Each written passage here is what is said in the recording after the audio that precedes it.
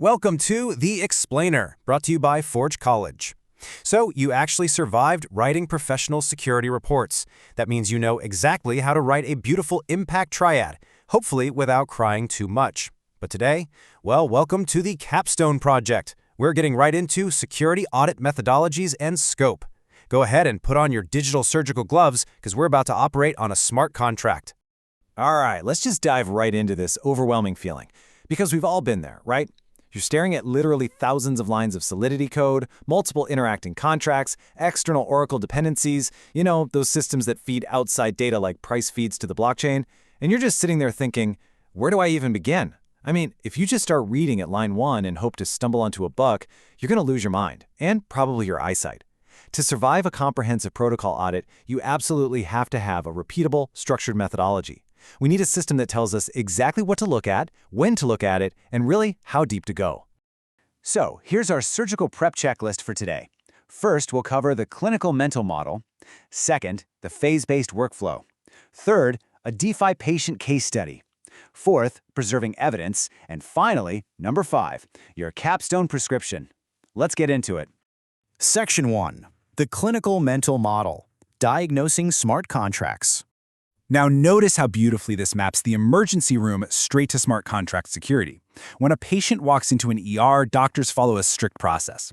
Triage is essentially our scoping phase, figuring out who needs attention first. Diagnosis, that's static analysis, where we let automated tools scan the code for the obvious sicknesses. Then testing is our dynamic proofs of concept phase. Basically, we're poking the contract in a safe, simulated environment to see if it breaks. That's followed by the treatment plan, mapping to our remediation and prioritized recommendations, and finally, monitoring, which is our post-fix verification or regression tests. Look, manual code review is incredibly expensive, and honestly, it's mentally taxing. You definitely do not perform invasive surgery for a scraped knee, right? Just like you don't spend hours of deep manual review on a totally non-critical piece of code. To make this whole clinical model actually work, you need a triage rubric. It's basically a standardized scoring system that forces you to separate the truly fatal anomalies from the mere, cosmetic sniffles. For example, if an automated tool throws a warning about an unused local variable, yeah, that's just a sniffle.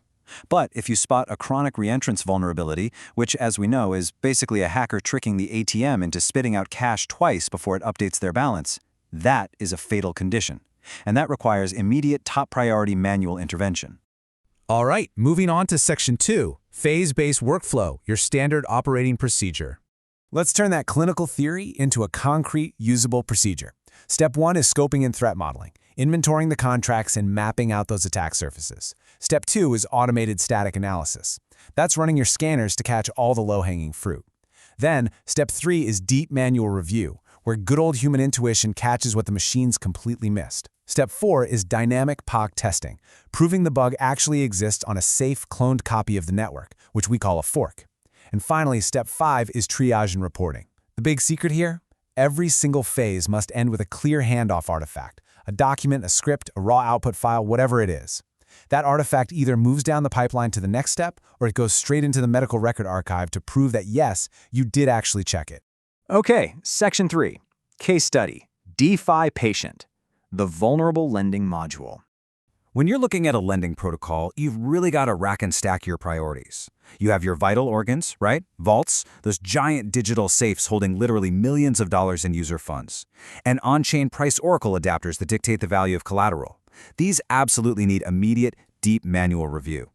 Then, on the flip side, you have your lower priority extremities, things like off-chain analytics or non-critical view functions that just return UI data. Those, they just get a lighter sample check. Remember, scope drives method. If you spend all your time checking the protocol's fingernails, your patient is going to die from a compromised fault. By properly scoping those vital organs, we often arrive at a pretty dangerous hypothesis, like, what if the price feeds are compromised? Could that actually allow an attacker to take out under-collateralized loans and just rapidly drain the protocol's funds? Now, this isn't just a random guess. It's a targeted, clinical hypothesis based entirely on our threat model. And because the potential impact is fatal, this hypothesis directs us straight to Step 4 of our workflow, prescribing a dynamic test on a cloned network. We literally need to write a script to simulate a manipulated oracle and see if we can actually trigger the sickness and drain the funds ourselves. Which brings us to Section 4, preserving your evidence, the medical chart. As you've probably heard a million times at Forge College, if you didn't document it, it didn't happen. So, the absolutely crucial point here is provenance metadata. It is not enough to just say, hey, I found a bug. You have to prove it and do it in a way that someone else can reproduce exactly. Provenance metadata includes verifiable records. We're talking the exact version of the static analysis tool you used, the specific commit hash, which is like the exact digital fingerprint of the code, and the block number of the network fork you tested on. Without time-stamped, objective provenance metadata, your diagnosis is just a rumor. It is definitely not a verifiable fact that belongs in a professional security report. To keep you disciplined on this, here is your minimal lab equipment checklist. For static analysis, always log the tool name, the version, your configuration, and the target commit hash. For manual review, write down your initials, the exact file path, and time-stamped notes. Why? Well, because you will absolutely forget what you did by tomorrow morning. Trust me on that. And for dynamic testing, record your test harness version, the fork block number, and the resulting transaction hashes. This meticulously collected metadata is the actual fuel for the Impact Reproduction and Recommendation triad that you mastered previously. You literally cannot write a good reproduction step without this data.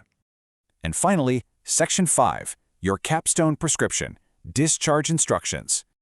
Listen, if you only write one thing down on your prescription pad today, please let it be this: scope, drives, method. Defining your scope precisely dictates exactly what analysis techniques you're going to use, where you will spend your manual review hours, and exactly how much evidence you must gather. It's the absolute foundation of a defensible, professional security audit. Please, don't skip the scoping phase, or you're going to be doing invasive surgery on a bruised toe while the patient's heart literally stops beating. So, as you step into the operating room for your capstone project, I'll leave you with this thought. What hidden, critical vulnerabilities will your structured clinical diagnostic process uncover? Trust the methodology, run the phases, collect that metadata. You are absolutely ready for this. Thank you so much for joining me today on this explainer. And hey, don't forget to visit forge.college to learn more about smart contract security and to dive into a whole wealth of other fascinating Web3 topics. Happy hunting, and I will see you next time.